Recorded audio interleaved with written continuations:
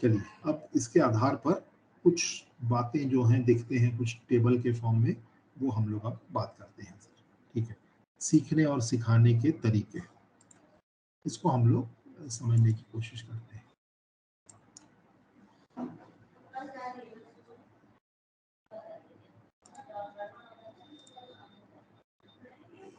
देखिए सर, ये अब अपना जो अब अपना जो फोकस है सर, अब अपन मतलब ये मान के चलिए कि अपन अब एंड्रोलॉजी पे फोकस्ड हैं और फैसिलिटेशन पे फोकस्ड हैं। इसमें सीखने की शैलियों की बात की गई है। सीखने की जो शैलियां हैं किस प्रकार की होती हैं।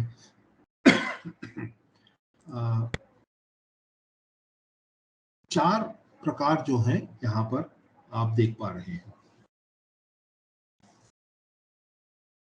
इसमें चार शब्द लिखे गए हैं सीखने की शैलियों में: एक्टिविस्ट, रिफ्लेक्टर, प्रैग्मेटिस्ट और थ्योरिस्ट। इनको थोड़ा सा हम लोगों को समझना होगा कि ये जो चार बातें लिखी गई हैं ये क्या है। कुछ आप लोग इसमें बोलना चाहेंगे सर?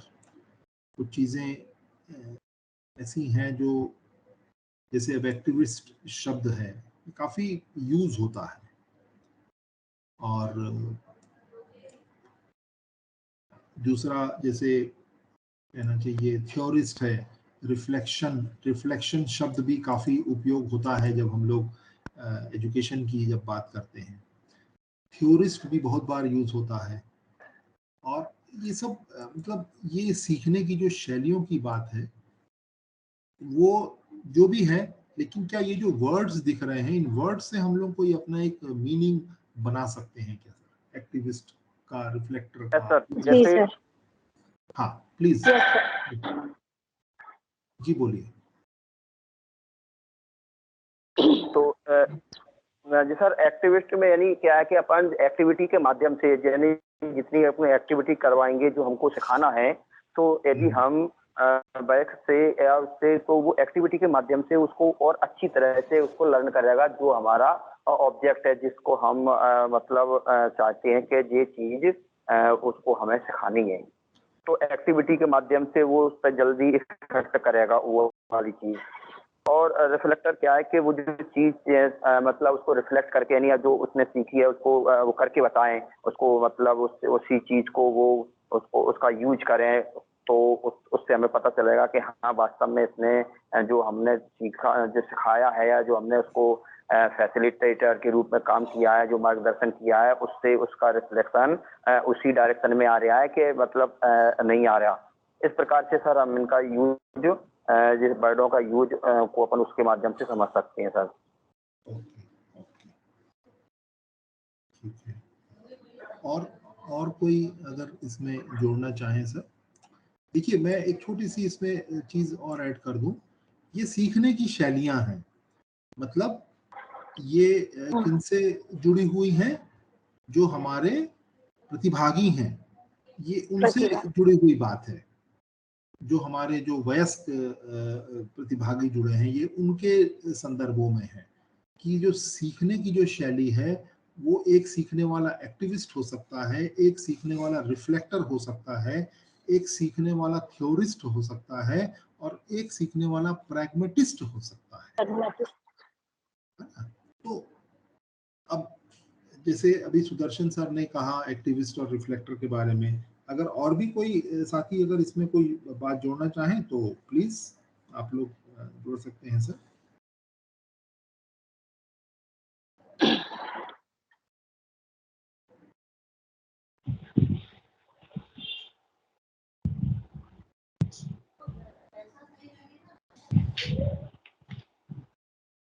हेलो। जी सर, जी सर। सर एक्टिविस्ट जो है सर ये सीखते हैं तो इसमें सारे एक्टिविटी ही आनी चाहिए, ऐसा है क्या सर? नहीं ऐसा नहीं सर, ऐसा नहीं सर। एक्टिविस्ट जो है देखिए ये उस तरीके से उसका कोई लिटरल मीनिंग हम लोग शाब्दिक अर्थ पे ना जाएं सर। ठीक है, कुछ चीजें जरूर इसमें वैसी होती हैं, लेकिन एक्टिविस्ट जैसे अब हम लोग कई बार सुनते भी है ना सर कि जैसे आरटी 2009 जब आया था, तो कई बार हम लोग सुनते हैं ये आरटी एक्टिविस्ट हैं ये। जी क्या वो उस सेंस में भी आप सोच सकते हैं चीजों को, सिर्फ अपने एक्टिविटी मतलब एजुकेशन से जो एक्टिविटी जुड़ी है वो नहीं, मैं उस एक्टिविस्ट की नजर से भी आप उसको देख सकते हैं कि कई बार समाज की कई चीजों के साथ जुड़े हुए लोगों को एक्टिविस्ट कहा जाता है कि भाई ये वो एक्टिविस्ट हैं, ये एक्टिविस्ट हैं, ये जो है पर्यावरण के एक्टिविस्ट हैं, इस तरीके की भी बात होती है सर। तो वैसे ही सर जब ये रिफ्लेक्टर सर क्या मतलब है सर? रिफ्लेक्टर का मतलब सर देखिए, ये रिफ्लेक्टर, अब मैं एक एक करके आपसे बात करता हूं सर इस पे। जैसे अब एक्टिविस्ट से शुरू करते हैं सर हम, है ना। एक्टिविस्ट जो सीखने का जो तरीका है, एक तरीका जो एक्टिविस्ट होकर के सीखने का जो तरीका है वो ये कहता है कि जो एक्टिविस्ट होते हैं, जो सीखने में, जिनको हम उस समूह को एक्टिविस्ट कह सकते हैं, जो पूरी तरीके से नई चीजों को सीखने में डूब जाता है, वो सीखने के हर मोमेंट को एंजॉय करता है, बहुत ही एंथुजियास्टिक होते हैं और नए चैलेंजेस का सामना करने के लिए वो उनको बड़ा एंजॉय होता है। कोई नई चीज सीखना है तो उसको एंजॉयमेंट के साथ करते हैं, ये वो उनके ऊपर में कोई चीज भारी नहीं होती, वो अपने ऊपर कोई भार लेकर के अरे भाई ये मुझे सीखना पड़ेगा क्या, ऐसा नई चीज करना है चलो हम लोग भिड़ जाते हैं। ब्रेनस्टॉर्मिंग करने में उनको बड़ा मजा आता है, किसी चीज के ऊपर में डिटेल में चर्चा करना है, बहुत सारी बातें उसके ऊपर करनी है, कोई नई चीज है ना, उसके बारे में वो बहुत ज्यादा नहीं जान रहे हैं, लेकिन चूंकि उसको जानना है, चूंकि उनको समझना है उस बात को, तो जो भी उनके साथ में जो फैसिलिटेट करने वाला पर्सन होगा, जो भी उनको बताने वाला होगा, उसके साथ वो बहुत चर्चा करेंगे, बहुत सारी बातचीत उसके साथ करेंगे और उसको सीखने का प्रयास करेंगे। उनको ये चिंता नहीं होती है कि अगर मैं कोई चीज कह रहा हूं किसी टॉपिक के बारे में, वो गलत है या सही हो रही है, वो उस चीज को सीखना है, ये इंपॉर्टेंट है उनके लिए।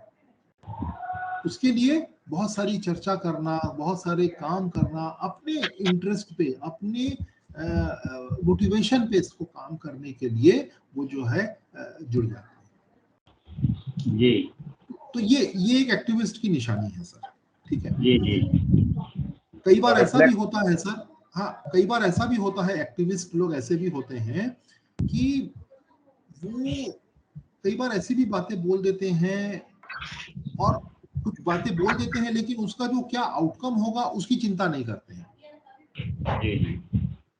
अब ये चीज उनको रिफ्लेक्टर से अलग कर देती है।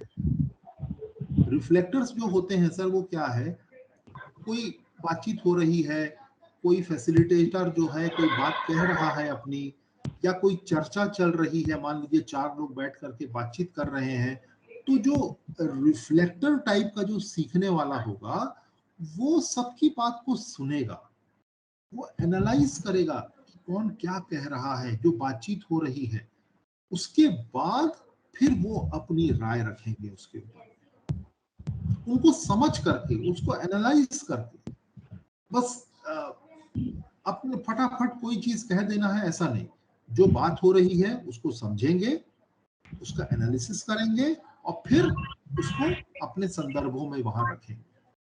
तो जो हमारे एक्टिविस्ट होते हैं, वो अगर आप देखें तो वो बहुत फास्ट रिएक्शन देते हैं, जबकि जो रिफ्लेक्टर्स होते हैं वो कुछ समय लेते हैं, बहुत सारे जो उनके पास में विकल्प होंगे, जो बातचीत हो रही है उनको तौलेंगे अपनी नजरिए से, और फिर उसके बाद में अपनी जो है वो राय रखेंगे।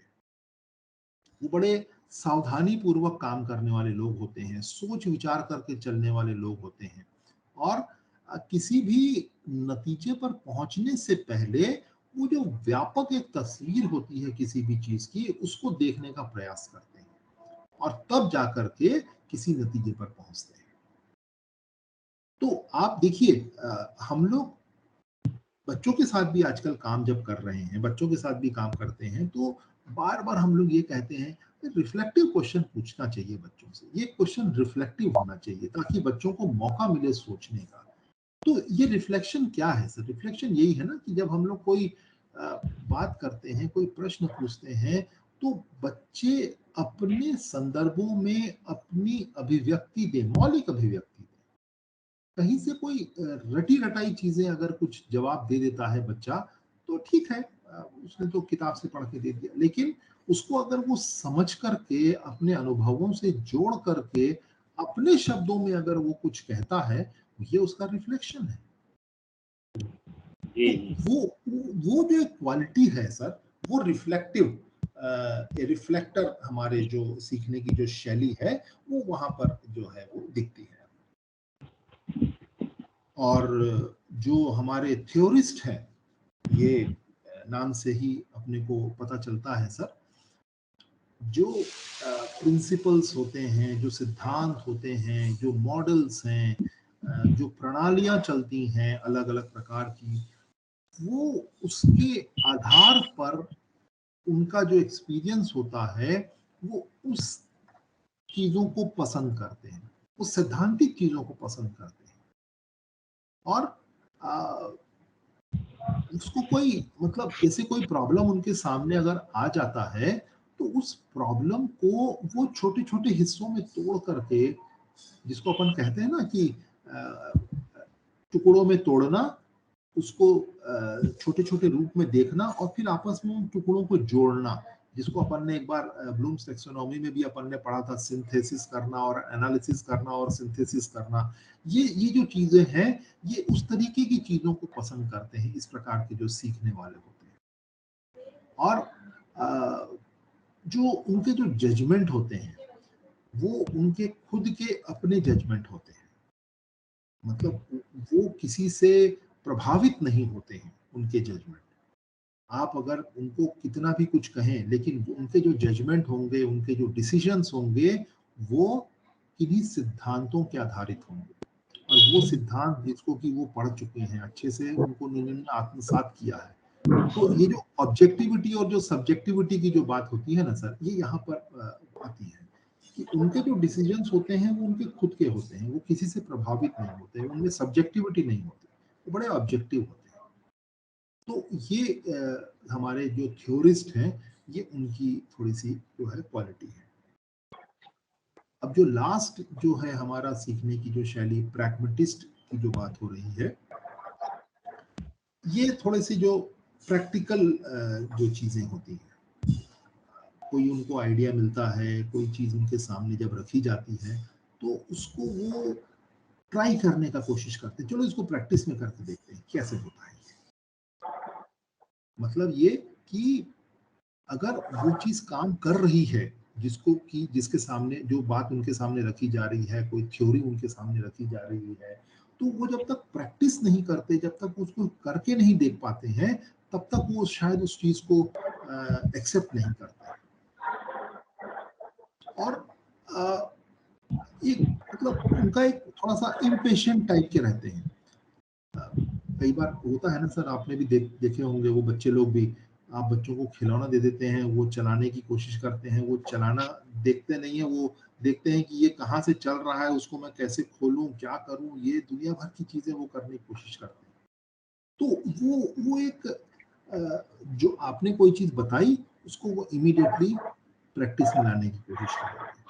अगर वो प्रैक्टिस में हो गई, तो वो उन्होंने उस चीज को एक्सेप्ट कर दिया। तो प्रैक्टिकल, जिसको अपन कहते हैं ना, अपन बोलते हैं ना ये बड़ा प्रैक्टिकल पर्सन है, तो वो एक जो प्रैक्टिकलिटी की जो बात है, वो प्रैग्मेटिस्ट की जो है वो क्वालिटी होती है। वो सीखने वाले सिद्धांत को आधार पर ना सीख करके सिद्धांतों को अपनी लाइफ में अप्लाई करते हैं, या जो भी प्रॉब्लम होता है उसको प्रॉब्लम्स के ऊपर अप्लाई करते हैं, प्रॉब्लम सॉल्व होता है, तो वो सिद्धांत को एक्सेप्ट करते हैं। अदरवाइज वो कहते हैं कि नहीं भाई, ये तो काम नहीं चल रहा, हम कोई दूसरा तरीका अपनाएं। तो ये जो चार जो सीखने की शैलियां हैं, देखिए ये बहुत महत्वपूर्ण है। ये आप अगर थोड़ा सा इसको एनालाइज करेंगे, कभी मौका मिले आप आराम से सोचिएगा, ये चारों चीजें बच्चों के साथ भी हो सकती हैं सर। आप तो अभी बात कर रहे हैं अपने वयस्कों के संदर्भों में अपन बात कर रहे हैं, लेकिन ये जो है बच्चों के साथ में भी हो सकती है। कई बार ऐसा भी होता है कि बच्चे की सीखने की शैली और शिक्षकों के पढ़ाने की जो शैली होती है, वो अगर मैच नहीं होती तो दिक्कत होती है। और ये जो मैचिंग की जो बात है अभी अपन करेंगे, एक टेबल में देखेंगे किस प्रकार से मैच और मिसमैच होता है, इसको अपन अभी देखने वाले हैं। बड़ा इंटरेस्टिंग है वो चीज, आप देखेंगे उसको समझ में आएगा।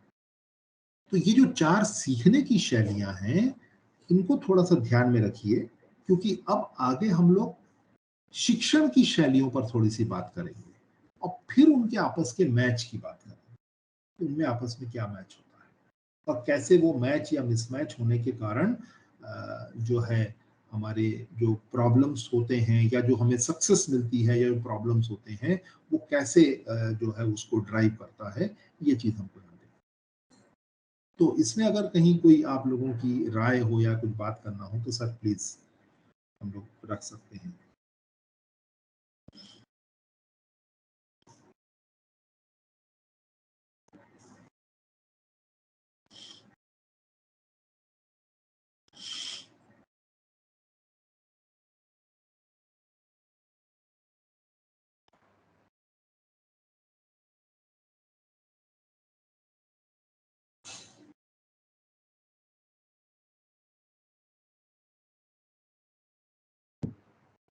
सर ये जो टॉपिक है सीखने की शैलियाँ, जी सर।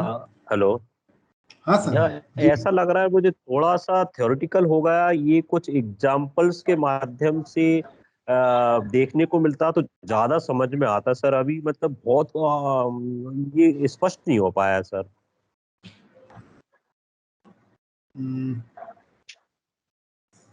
सर मतलब हाँ जी। हाँ, ममता मैडम कुछ कह रहे हैं। सर मेरे ख्याल से एक्टिविस्ट में जो हम एक्टिविटी के द्वारा बच्चों को सामने करके बताते हैं, कोई सा भी हो, आप क्यूब क्यूबॉइड वगैरह को प्रैक्टिकल बताते हैं, तो इसके द्वारा हमने जैसे कोई क्यूब लिया और उसके बताया इतनी साइड है, ये इसके फैसेस होते हैं, ये इसका एंगल होता है, ये हमने एक्टिविटी करवा दी उसके सामने। फिर उस बच्चे के दिल में जो रिफ्लेक्शन आया, रिफ्लेक्टर, शायद मैं गलत जा रही हूँ। नहीं, आप बोलिए, आप जो कह रहे हैं प्लीज बोलिए। फिर वो एक्टिविटी के द्वारा बच्चे के दिमाग में ये आया, जो भी उसके मन में क्वेश्चन आए या वो शायद रिफ्लेक्टर हो जाएगा, और फिर वो जो उसने देखा, फिर उसने जो उसके मन में आया, उसने जो आंसर पूछे या आंसर दिए, इसके बाद में जो भी उसने वो किया, फिर उसने थ्योरीटिस्ट मतलब उसने एक थ्योरी बना ली कि इसका जो क्यूब है इसका फार्मूला ये होता है, इसका क्या बोलते वॉल्यूम ये होता है। फिर उसने थ्योरी बना ली। थ्योरी बनाने के बाद में उसने फिर दूसरी चीजों को उठाया, उसके जैसी ही दूसरी चीजों को उठा के उस पर प्रैक्टिकल किया कि क्या मैं इसका कैसे निकालूंगा। शायद जी जी। ये आपका शायद प्रेगमेनी इसमें आ जाता होगा, 4th वाले में, प्रेगमेटिस्ट। ओके, ठीक है।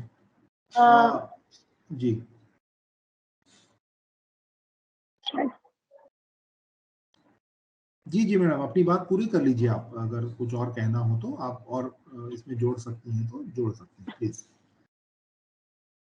तो सर मेरे ख्याल से तो ये जो 4 अपनी सीखने की शैलियाँ मतलब हम कितने तरीके से उसको सीख सकते हैं।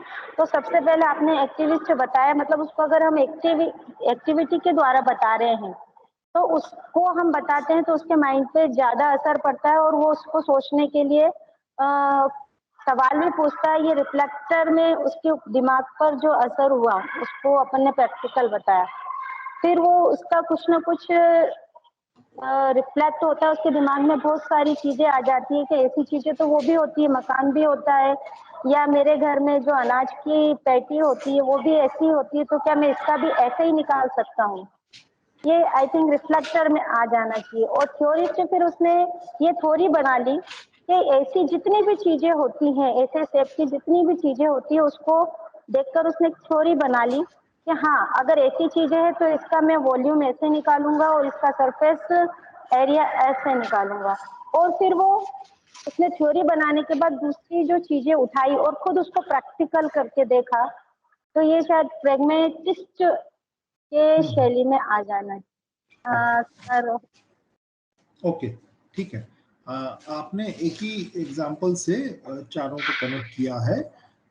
ये जो आप कह रहे हैं वो भी एक तरीका हो सकता है, पर ये चार अलग अलग शैलियां हैं सीखने की। कुछ ऐसे लोग होते हैं जो आपने जो बात कही आपने, कोई भी चीज हो, मैं ये नहीं कह रहा हूं कि वो कोई क्यूब की बात हो रही है, कोई क्यूब का कोई प्रैक्टिकल हो रहा है या कोई एक्टिविटी हो रही है, कोई भी आप कोई भी चीज उनको सिखा रहे हैं, आप उनको अगर हम बच्चों की बात कर रहे हैं, बच्चों के संदर्भ में बात हो रही है, वैसे ये जो चीजें हैं हमारी, हम लोग बात कर रहे हैं एक वयस्कों के उसमें। तो आप अगर वयस्कों के लिए कोई एक टॉपिक ले रहे हैं, मान लीजिए कि भाई कोई वयस्क है जिसको हमको असेसमेंट के ऊपर में सिखाने की बात करनी है, तो अब वो असेसमेंट को समझने के लिए अगर कोई एक्टिविस्ट होगा, तो वो असेसमेंट के ऊपर में जो भी बातचीत जब हो रही है कहीं पर भी, तो वो उस पे पूरा का पूरा इन्वॉल्व हो जाएंगे उस बातचीत के अंदर में। उनको नहीं पता है, देखिए उनको ये असेसमेंट अभी उनके बारे में नहीं पता है, लेकिन वो बातचीत से बातचीत को बढ़ाते जाते हैं और वहां से चीजों को निकालते निकालते हुए जो है वो असेसमेंट को समझने का प्रयास करेंगे और वो ब्रेनस्टॉर्म करेंगे, वो बहुत ज्यादा एंथुजियास्टिकली उनके साथ में काम करेंगे, एक खुले दिमाग से चीजों को लेकर के जो है पूरी तरीके से डूब जाएंगे उस चर्चा के अंदर में और वहां से समझने का प्रयास करते हैं। अब अगर यही चीज रिफ्लेक्टर्स जो होते हैं, मान लीजिए कि उसी ग्रुप में जहां पर चर्चा हो रही है असेसमेंट के ऊपर में, वहां पर एक ऐसा पर्सन है जो बड़ी शांति से उन चीजों को समझ रहा है, देख रहा है, कोई रिएक्शन नहीं है उसका अभी, वो चीजों को सुन रहा है, समझ करके उसको एनालाइज करता है और फिर उसके बाद वो कुछ अपनी बात वहां रखता है। तो ये एक रिफ्लेक्शन है, ये एक रिफ्लेक्टर की निशानी है। वो असेसमेंट को, उसने असेसमेंट के ऊपर जब बात शुरू हुई तो उसने अपनी तरफ से कोई राय नहीं रखी, अपनी तरफ से उसने कुछ नहीं कहा, लेकिन उसने पूरी चर्चा को सुना, समझा और फिर उसके बाद अपनी वहां पर राय रखी। उसने एनालाइज किया चीजों को जो बातचीत हो रही है, बाकी जितने भी विकल्प वहां पर मिल रहे थे बातचीत के अंदर में, उन सारे विकल्पों को सोच करके उसने एक सावधानी पूर्वक एक सोची समझी जो है बात वहां पर अपनी रखी। ये रिफ्लेक्टर हुआ।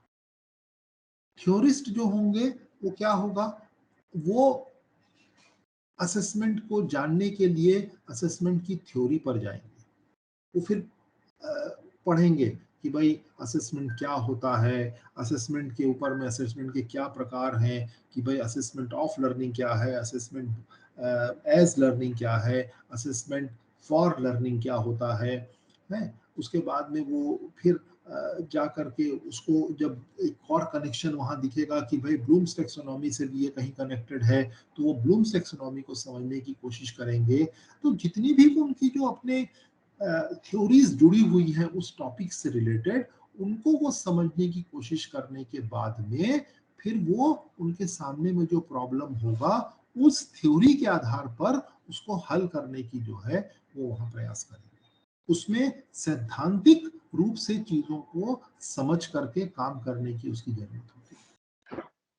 और जो प्रैग्मेटिस्ट होंगे वो क्या करेंगे, आपको अगर असेसमेंट को, उनको आपने असेसमेंट के बारे में उनसे बात की है कि assessment of learning, assessment for learning, assessment as learning क्या है, तो उसको इमीडिएटली वो ट्राई आउट करेंगे। कि जो बातें जो बताई गई हैं सैद्धांतिक रूप से क्या वो सही में काम करती हैं, कि भाई असेसमेंट ऑफ लर्निंग जो है वो क्या है, असेसमेंट फॉर लर्निंग वो क्या है। असेसमेंट ऑफ लर्निंग के अंदर में वो ये देखते हैं कि भाई जब हमें कोई यूनिट खत्म कर लिए या कोई चैप्टर अपन ने खत्म कर लिया तो बच्चों ने क्या सीखा या क्या कितना उनको समझ में आया, कौन सा लर्निंग आउटकम उन्होंने अचीव कर लिया, वो हम वहां पर डिसाइड कर लेते हैं असेसमेंट ऑफ लर्निंग। लेकिन असेसमेंट फॉर लर्निंग में क्या है कि भाई क्या मैं जो चीज पढ़ा रहा हूँ, जिस टॉपिक को मैं पढ़ा रहा हूँ, क्या वो बच्चा समझ पा रहा है कि नहीं। मैं इमीडिएटली वहां पर कोई चीज बच्चों से पूछता हूँ, कोई मतलब मौखिक रूप से पूछता हूँ या लिखित रूप से पूछता हूँ, उसको मैं ये जांचने के लिए पूछ रहा हूँ कि जो मैंने पढ़ाया उसको समझ में आया कि मुझे फीडबैक मिल रहा है कि भाई हाँ ये बच्चे जो हैं वो 20 बच्चे बैठे हुए हैं सामने, लेकिन 15 बच्चों को तो समझ में आया, लेकिन ये 5 बच्चे समझ नहीं पाए।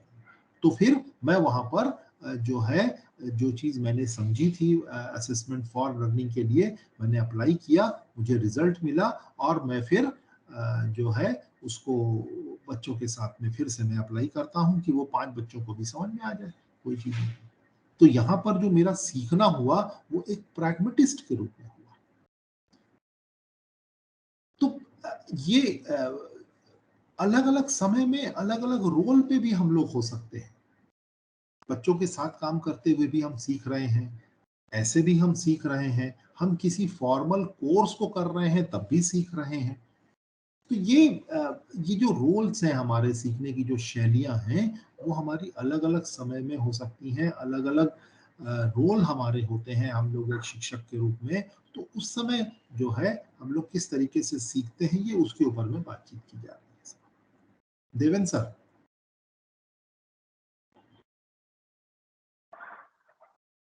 जी सर। हाँ,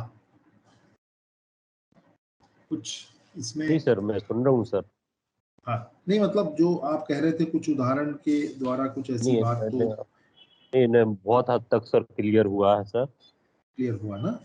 ठीक है सर, जी ठीक सर, है। थैंक चलिए, ओके ओके। तो ठीक है सर। तो हम लोग अब आगे बढ़ते हैं टाइम को भी देखते हुए।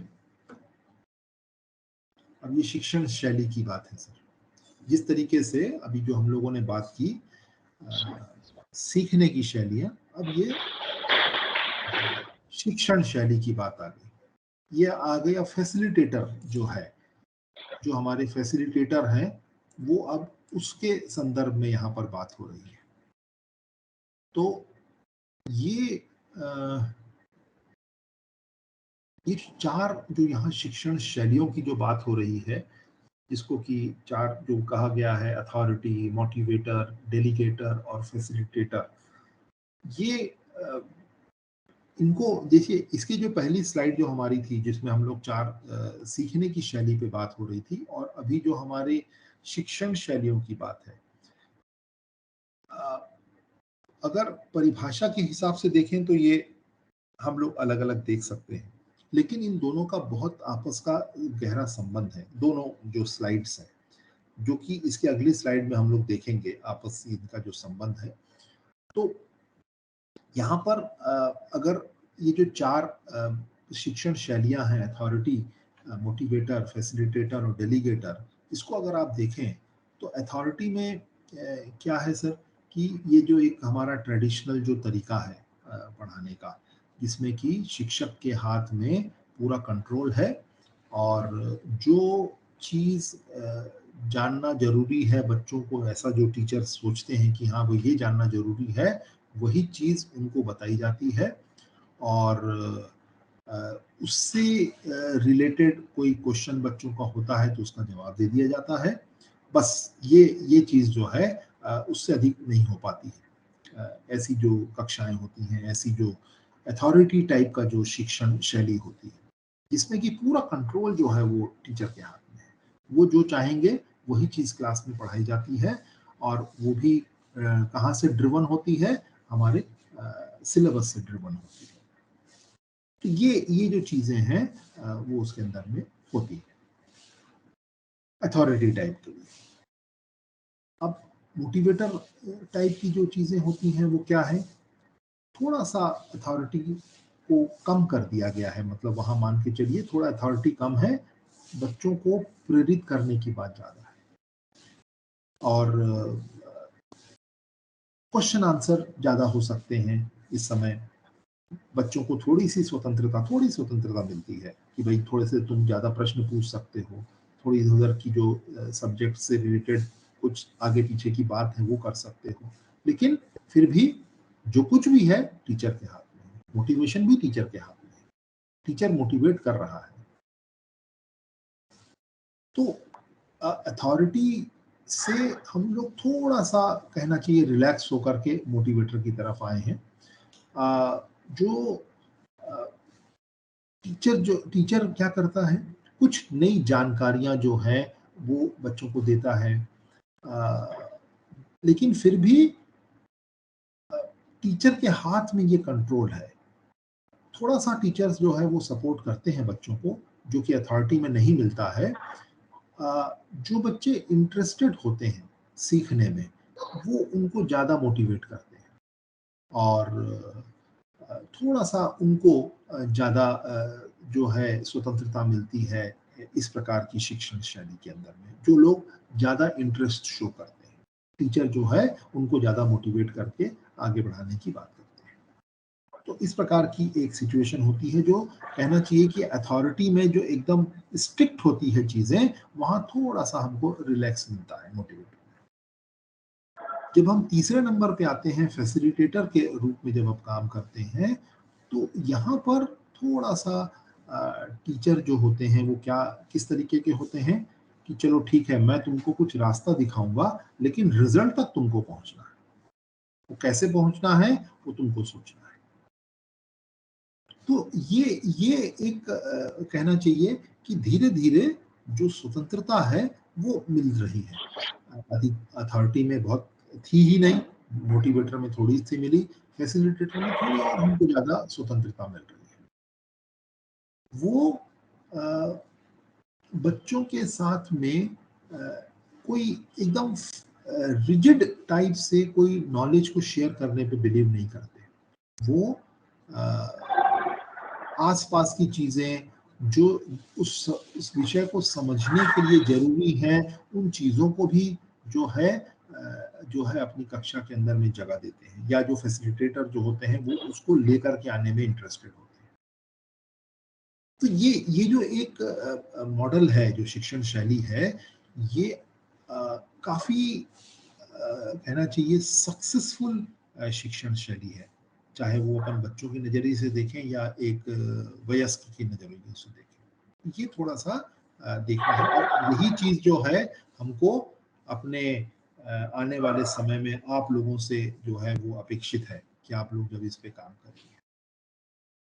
और जो लास्ट है डेलीगेटर, वो मान के चलिए कि वो एक आइडियल ऐसी कंडीशन है कि दो बराबरी लोगों के बीच में डिस्कशन हो रहा है, इस तरीके की बात हो रही है। जैसे कि एक टीचर है, वो एक मिरर के आगे खड़ा हुआ है, तो उसके सामने में जो पर्सन है वो खुद ही है, या उसके जैसा ही एक पर्सन है जिसको कि वो गाइड कर रहा है, जिसके साथ वो बात कर रहा है। तो उस नजरिए से जो है वो वहां पर जो है, जो हमारे प्रतिभागी हैं उनके साथ में बात होती है, उस तरीके से वहां पर रिलेशनशिप मेंटेन होते हैं, उस तरीके से वहां पर आपसी चर्चाएं होती हैं। और सेल्फ डायरेक्टेड लर्निंग के लिए इसको कहते हैं ना कि पूरी तरीके से स्वतंत्रता दी जाती है, ये डेलीगेट प्रकार की जो है शिक्षण शैली है। ये बहुत कम आपको देखने को मिलेगी, ऐसा बहुत कम देखने को अपने को मिलता है।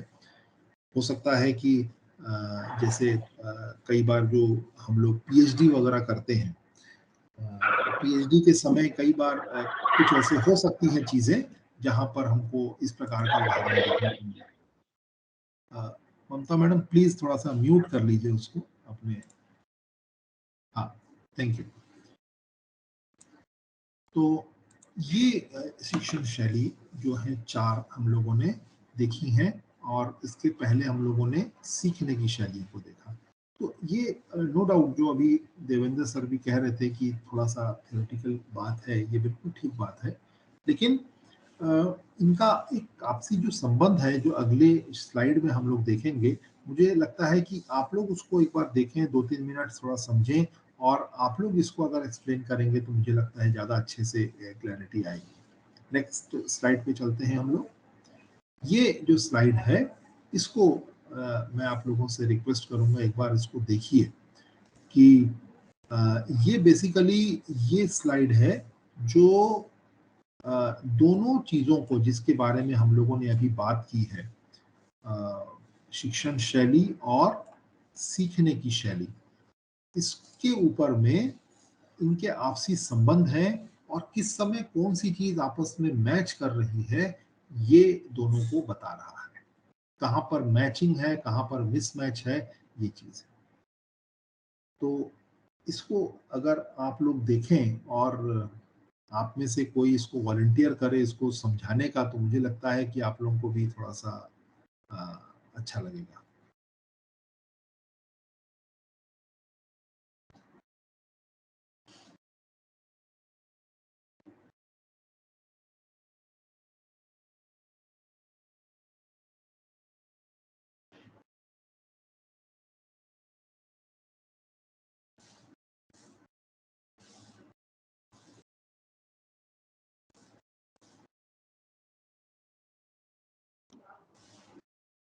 सर ये जो मैट्रिक्स बना हुआ है, जी सर।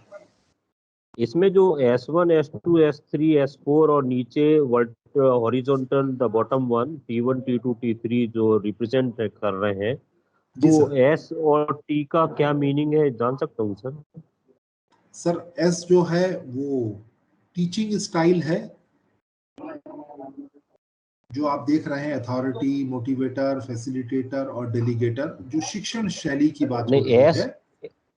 और एस जो है वो सीखने की, जो जी, मतलब वो एक स्टूडेंट के पर्सपेक्टिव में दिया गया है। वो नीचे जो है टी फॉर टीचर और एस फॉर स्टूडेंट, इस पर्सपेक्टिव में है। ओके, तो S1, S2, ठीक S3, ठीक, S4 है ना सर वो। ओके।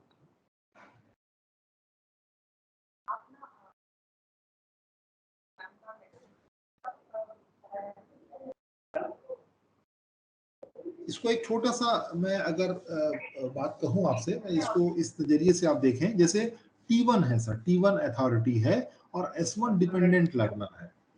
तो ये एकदम मैच हो रहा है सर, जो टीचर अथॉरिटी बता रहा है और जो स्टूडेंट है या जो हमारे, चाहे वो वो, वयस्क हो चाहे जी, वो टीचर हो, वो बिल्कुल उनके ऊपर डिपेंडेंट है, टीचर के ऊपर। और ये जो टीचर है वो बिल्कुल अथॉरिटी चाहते हैं, तो इनका एकदम मैच हो जाता है। जी। ये एकदम आइडियल कंडीशन हो इसका जाती है कि मतलब जो भाई। T3, हाँ जी जी जी जी, जी जी, बोलिए बोलिए सर, प्लीज बोलिए। हाँ T3 जैसे फैसिलिटेटर है, T3 पर फैसिलिटेटर है और S1 पर डिपेंडेंट लर्नर है, तो जी सर। इनका मतलब कोई कॉम्बिनेशन नहीं है, इसलिए यहाँ पर मिसमैच दिया हुआ है। जी इनका कॉम्बिनेशन मतलब सर ये है, देखिए उस तरीके से समझिए इसको कि जो फैसिलिटेटर जो है वो इस बात पे बिलीव करता है कि मैं रास्ता दिखाऊंगा, और जो हमारा जो सीखने वाला जो है या जो प्रतिभागी जो है वो खुद उसको काम करके आगे बढ़ने के लिए सीखेगा। ये फैसिलिटेटर की सोच है। लेकिन जो डिपेंडेंट लर्नर है उसकी क्या सोच है कि भाई मुझे तो टीचर जो बोलेंगे मैं सिर्फ वही करूंगा। तो वो ये वेट करते हैं, वो रास्ते दिखाने के लिए। इसका मतलब क्या है कि उनको खुद को कुछ काम करना पड़ेगा, डिपेंडेंट लर्नर को। वो उसकी आदत में नहीं है, वो उसकी आदत में नहीं है। वो क्यों जी जी अथॉरिटी जी, वाले टीचर के साथ में कंफर्टेबल है? क्योंकि वो अथॉरिटी वाला टीचर हर चीज बता देता है कि तुमको ये करना है, ये करना है, ये करना है, ये करना, तो वो बच्चा कर लेता है। लेकिन फैसिलिटेटर हम्म, और डेलीगेटर जो है वो रास्ता दिखाने में बिलीव करते हैं, वो स्वतंत्रता देने में बिलीव करते हैं। तो वहां पर डिपेंडेंट लर्नर जो होता है उसके साथ में मिसमैच हो जाता है।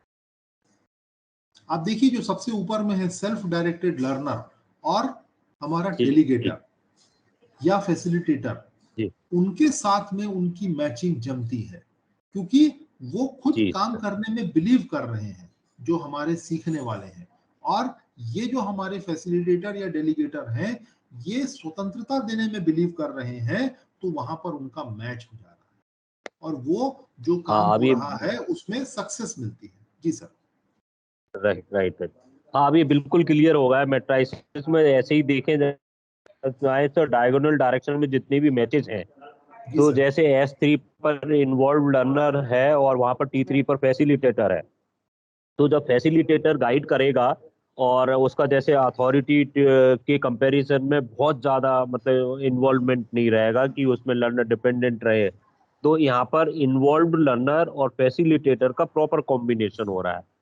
जी जी सर, क्लियर है सर। जी जी बिल्कुल। तो बाकी और हमारे साथी भी कुछ अगर इसमें जुड़ना चाहें, Anoop sir, Jitendra sir, Sudarshan sir.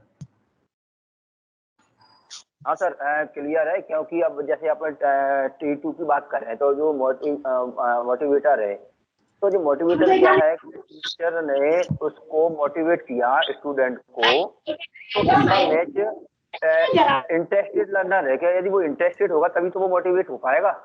तो जी इसका बिल्कुल सर। T2 का S2 से बिल्कुल सही मैच हो रहा है, क्योंकि वो लर्नर यदि S1 का T2 से क्यों नियर मैच है, क्योंकि वो मोटिवेटर है, यानी वो उसको मोटिवेट कर रहा है। और जी जो जी जी बिल्कुल। स्टूडेंट डिपेंड है, तो वो जितना थोड़ा बहुत वो तो मोटिवेट कर रहा है, तो थोड़ा बहुत तो वो उस पर डिपेंड है, तो वो टीचर पे डिपेंड है, तो टीचर जितना करवाएगा उतना तो वो कर लेगा, यानी वो नियर मैच है, मिसमैच जी भी नहीं है, क्योंकि वो है, पर ये वो अपने आप कुछ नहीं करेगा। बिल्कुल सर, और बिल्कुल। जो फैसिलिटेटर और S1 का है, तो वो मिसमैच है, क्योंकि उसने फैसिलिटी दी, अब वो फैसिलिटी तो लेना नहीं चाहेगा, क्योंकि वो तो उस पर डिपेंड है, वो अब खुद नहीं करना चाह रहा, जैसे अभी आपने बताया था। जी तो जी इस जी प्रकार से जो T3 का वो बिल्कुल S3 से है, क्योंकि वो फैसिलिटी देगा, और यदि लर्नर उसमें इन्वॉल्व है तो वो उस फैसिलिटी का वो उसका सदुपयोग करेगा और उसका यूज करेगा, तो वो इसका आपस में मैच हो जाएगा। ठीक है, तो जी इस प्रकार से बिल्कुल सही प्रकार से वो चल रहा है, जी और जी बिल्कुल क्लियर है सर वो। जी जी चलिए सर, बढ़िया, बहुत अच्छा हाँ सर, सर। ठीक बात है। तो ये जो मैट्रिक्स है सर, मुझे लगता है ये चीज आप लोगों तक तो पहुंचेगी ही, किसी न किसी रूप में ये इसका हो सकता है वो PDF वगैरह मिल सर जाए। जी सर एक बार सर ये इनके मीनिंग सर आप थोड़ा सा अच्छे से बता दें पहले की तरह। किसका सर, बताएं एक बार किसकी। जैसे सेल्फ डायरेक्टेड लर्नर है हाँ ये हाँ, सर। तो ठीक है, ये जैसे ठीक है सर, मैं बोल देता हूँ अभी। तो जैसे डिपेंडेंट लर्नर जो लिखा हुआ है सर S1 की जगह पर, तो डिपेंडेंट लर्नर मतलब वो आश्रित है किसी के ऊपर, अपनी सीखने के लिए वो किसी ना किसी के ऊपर आश्रित है, वो खुद कुछ नहीं कर पा रहा है, जब तक उसको कुछ कहा नहीं जाता है, जब तक कुछ बताया नहीं जाता है, तब तक वो नहीं करता है। इंटरेस्टेड लर्नर मतलब, अब आप इससे सोचिए कि डिपेंडेंट लर्नर से थोड़ा सा वो ऊपर स्टेज पे आ चुका है, उसका फिर भी डिपेंडेंसी तो है, लेकिन उसका इंटरेस्ट थोड़ा सा ज्यादा है। अगर आप उसको एक चीज बताते हैं तो वो हो सकता है कि उससे आगे की एक चीज को करके थोड़ा सा आगे बढ़ सकता है, थोड़ा सा इंटरेस्टेड है।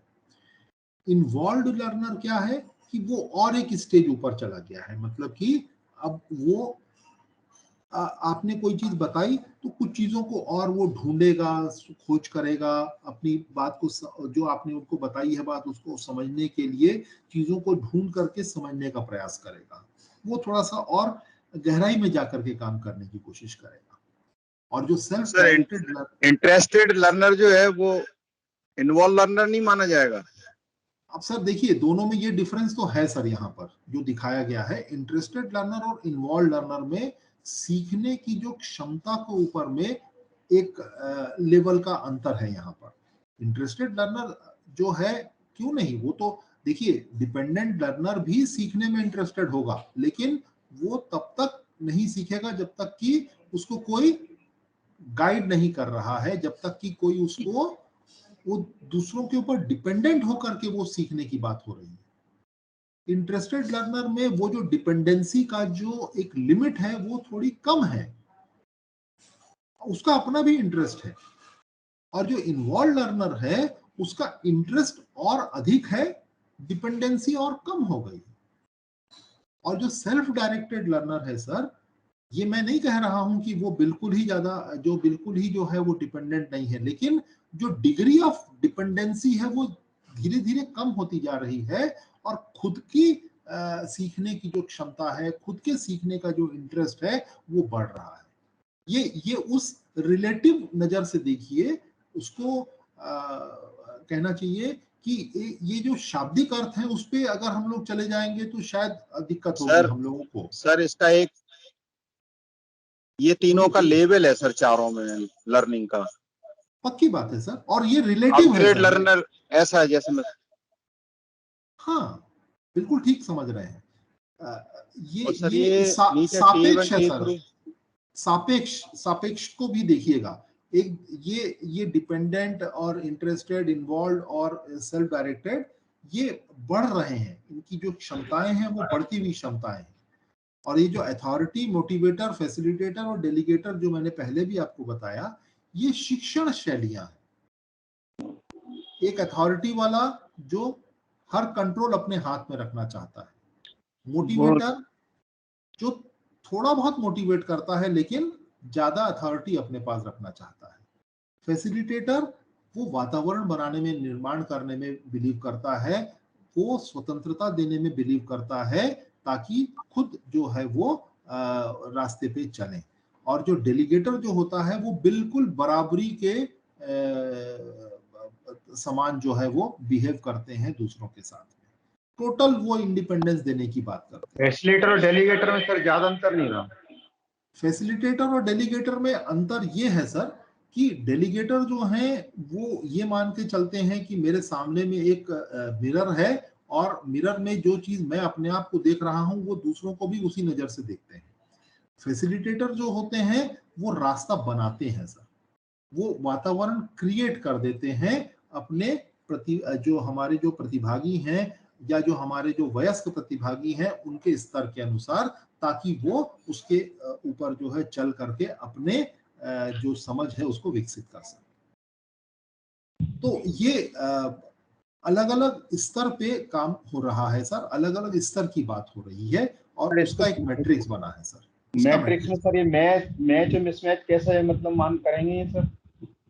मैच और मिसमैच का मतलब यहाँ ये है सर कि अगर कोई अथॉरिटी वाला टीचर है, उसको अगर कोई सेल्फ डायरेक्टेड लर्नर मिल जाता है, तो उनका आपस में मैच इसलिए नहीं होगा सर कि अथॉरिटी वाला टीचर हर चीज अपने कंट्रोल में करना चाहता है और सेल्फ डायरेक्टेड लर्नर जो है वो खुद करना चाहता है, तो ये मिसमैच है सर। जो फैसिलिटेटर जो है वो इन्वॉल्व लर्नर के साथ में मैच दिखाया गया है, क्योंकि फैसिलिटेटर जो रास्ता बना रहा है, जो वातावरण तैयार कर रहा है, वो इन्वॉल्व लर्नर के अनुरूप हो रहा है और वो उसको समझ करके उस पर आगे बढ़ रहा है। ठीक है ना सर? और डेलीगेटर जो है वो हर चीज स्वतंत्रता देना चाहता है हर अपने प्रतिभागी को, लेकिन जो डिपेंडेंट लर्नर है वो तो ये चाहता है कि भाई मेरे को हर चीज बता दी जाए, मुझे क्या करना है, मुझे स्वतंत्रता नहीं चाहिए, मुझे हर चीज बता दी जाए, तो वहां पर मिसमैच हो जाएगा सर।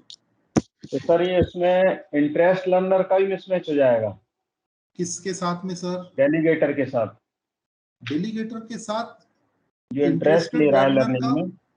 नहीं सर, देखिए मैं फिर आपसे ये कह रहा हूं कि ये इंटरेस्ट का शब्द जो है ये सापेक्ष है सर डिपेंडेंट से, इसके सापेक्ष में देखिए सर, है ना, इसके सापेक्ष में देखना है अपने को कि जो डिपेंडेंट लर्नर है उससे थोड़ा सा वो ऊपर बढ़ रहा है। वो इंटरेस्टेड का मतलब ये नहीं है कि वो सब कुछ पूरा का पूरा इन्वॉल्व हो चुका है उसके अंदर, उसका थोड़ा बहुत इंटरेस्ट है, लेकिन जो डेलीगेटर है वो तो पूरी की पूरी स्वतंत्रता देने की बात कर रहा है, तो वो स्वतंत्रता को नहीं पसंद कर रहा है इंटरेस्टेड जो लर्नर है, इसके कारण जो है वहां मिसमैच दिखाया गया है सर। इसमें सबसे अच्छा डेलीगेटर और सेल्फ डायरेक्टेड लर्नर माना जाएंगे। किनको सर? सबसे बेस्ट नहीं ऐसा देखिए ये अलग अलग प्रकार की चीजों में दिख रहा है सब। जो मैच है आपको चारों में दिख रहा है ना? Yes.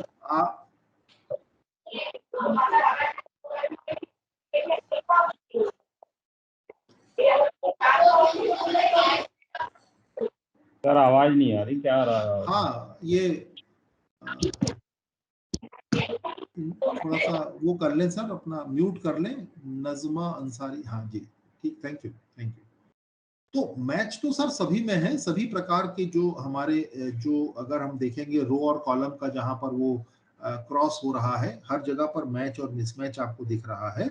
तो मैच हर जगहों पर मैच तो नहीं है, लेकिन मैच, नियर मैच और मिसमैच और सीवियर मिसमैच, ये शिक्षण शैली और सीखने की शैली जहां पर मिल रही है आपस में, तो वो मैच है, अदरवाइज वो मिसमैच है सर। इनको अगर हम लोग ध्यान में रखते हुए, देखिए ये इसीलिए हमारे बच्चों के या हमारे जो प्रतिभागी हैं उनके सीखने के तरीकों को समझना और अपने सिखाने के तरीकों को समझना, ये दोनों चीजें अगर हम समझ पाते हैं तो हमारे लिए ये जो मैट्रिक्स है वो बहुत यूजफुल हो सकता है। इसके अनुसार फिर जो है हम अपनी काम को आगे बढ़ा सकते हैं। ये जो है हम लोगों को ये चीज मैं आप लोगों से थोड़ा सा ये करना चाह रहा था कि ये जो मैट्रिक्स है ये बहुत इम्पोर्टेंट है। तो इस पे अगर हम लोग की बात है तो फिर हम लोग आगे बढ़ते हैं, क्योंकि एक महत्वपूर्ण चीज हमारी अभी बच रही है जिसको अपने को कवर करना है। तो जोएल, ओके, तो ये जो भी हम लोगों की अभी बातचीत हुई है सर अभी तक, जिसपे हम लोगों ने फैसिलिटेशन, इसके अलावा एंड्रोगोजी, पेडागोजी और अपने जो सीखने की शैलियाँ, शिक्षण की शैलियों के ऊपर में अपन ने बातचीत की है। अब थोड़ा सा हम लोग पुराने अपनी जो वर्कशॉप्स हम लोगों ने की हैं, क्योंकि अब इन सारी चीज़ों को हमको कल उपयोग करना है, जो फैसिलिटेशन का काम है वो आप लोग कल आप लोगों का रहेगा। तो उससे पहले जिस टॉपिक पे फैसिलिटेशन अपने को करना है उसको थोड़ा सा हम लोग रिवाइज करने की बात कर रहे हैं, जो कि हम लोग पहले ऑलरेडी कर चुके हैं, कि एक अच्छे प्रश्न की विशेषताओं को हम लोग कैसे देखते हैं। और कल हम लोग उसी के ऊपर में कल हम लोगों की चर्चा होनी है, कल वही हमारा फैसिलिटेशन का सेशन रहने वाला है। तो उसको थोड़ा सा हम लोग एक बार देख लेते हैं, रिवाइज कर लेते हैं। तो नेक्स्ट हम लोग चलते हैं। ये प्रश्न आप लोगों को जो आपकी स्क्रीन पर आप देखेंगे आप लोग, ये आप लोग ऑलरेडी इसके ऊपर काम कर चुके हैं।